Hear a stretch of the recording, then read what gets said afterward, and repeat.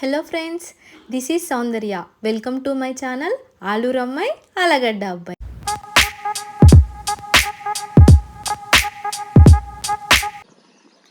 Hello friends, అందరికీ good morning. రీసెంట్గా అయితే 10వ తరగతి ఫలితాలు అయితే వచ్చాయి కదండి. ఎవరికైతే మార్కులు ఎక్కువ వచ్చాయో వాళ్ళందరికీ కంగ్రాచులేషన్స్, ఎవరికైతే మార్కులు తక్కువ వచ్చాయో వాళ్ళందరికీ డబుల్ కంగ్రాచులేషన్స్. ఏంట్రా వీడు ఇలా చెప్తున్నాడు అని అనుకుంటున్నారా? నిజమేనండి. ఫ్యూచర్ని అయితే డిసైడ్ చేసేవాళ్ళు ఎవరైతే మార్కులు తక్కువ వచ్చింటాయో వాళ్ళేనండి. ఫర్ ఎగ్జాంపుల్ నన్నే తీసుకుంటే కనుక 10th క్లాసు, ఇంటర్మీడియట్, బీటెక్ అన్నిట్లో హై క్లాస్ మార్క్స్ తెచ్చుకొని ఇప్పుడైతే నేను ఒక చిన్నపాటి ఉద్యోగం చేసుకుంటున్నాను. కానీ మా ఫ్రెండ్స్ నాకంటే మార్కులు తక్కువ వచ్చిన వాళ్ళు, కాలేజీ స్కూళ్ళకు ఎప్పుడు రాని వాళ్ళు అయితే కనుక ఇప్పుడు నాకంటే మంచిగా సెటిల్ అయ్యి బిజినెస్ చేసుకుని ఆర్థికంగా నిలదొక్కున్నారు. దాని అర్థం వాళ్ళని తక్కువగా చేసినట్టు కాదండి, ఎవరి టాలెంట్ వాళ్ళకు ఉంటుంది అని.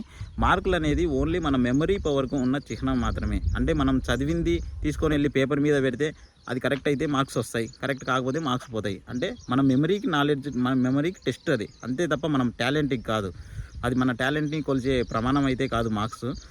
ఇప్పుడు నాకు మెమరీ పవర్ ఎక్కువ ఉంది, నేను చదివిన క్వశ్చన్స్ అన్నీ పోయి రాస్తే అయినాక నాకు మార్క్స్ ఎక్కువ వస్తాయి. నా ఫ్రెండ్కి మెమరీ పవర్ తక్కువ ఉంది, వానికి మార్క్స్ తక్కువ వస్తాయి. అంతేగాని వానికి టాలెంట్ లేదనే దాని అర్థం కాదు కదండి.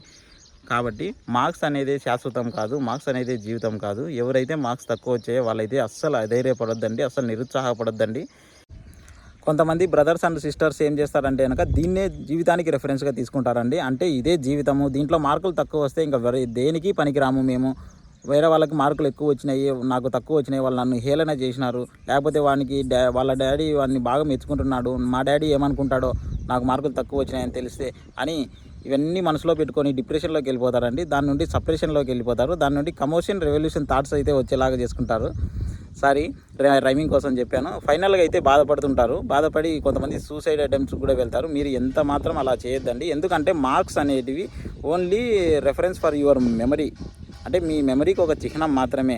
అంటే ఇప్పుడు సపోజ్ మార్క్స్ రాలేదంటే దాని అర్థం మీకు టాలెంట్ లేదని కాదు, మీకు కొంచెం మెమరీ పవర్ తక్కువ ఉందని, లేకపోతే మీరు చదివిన క్వశ్చన్స్ అప్పుడు రాలేదని. అంతేకాని మీకు టాలెంట్ లేదని కాదు, మీకు ఏ దానికి చేత కాదని కాదండి. గుర్తుపెట్టుకోండి, మీకు ఏ దాంట్లో టాలెంట్ అయితే ఉందో దాంట్లోనే మీరు హ్యాపీగా సక్సెస్ కావచ్చు. దానికి ఎగ్జాంపుల్ చాలామంది మా ఫ్రెండ్సే ఉన్నారు. అన్న చెప్పాడు టాలెంట్ ఉంటే చాలు మేము బతకచ్చంట, మార్క్స్ అవసరం లేదంట అని చెప్పేసి మీరైతే మళ్ళీ సప్లిమెంటరీ రాయకుండా అయితే ఉండొద్దండి.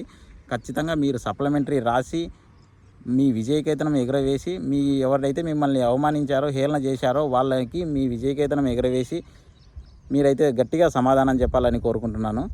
ఇక్కడ ప్రాబ్లం ఎక్కడొచ్చిందంటే కనుక మన ఇండియన్ పేరెంట్స్ సైకాలజీ అట్లా ఉందండి.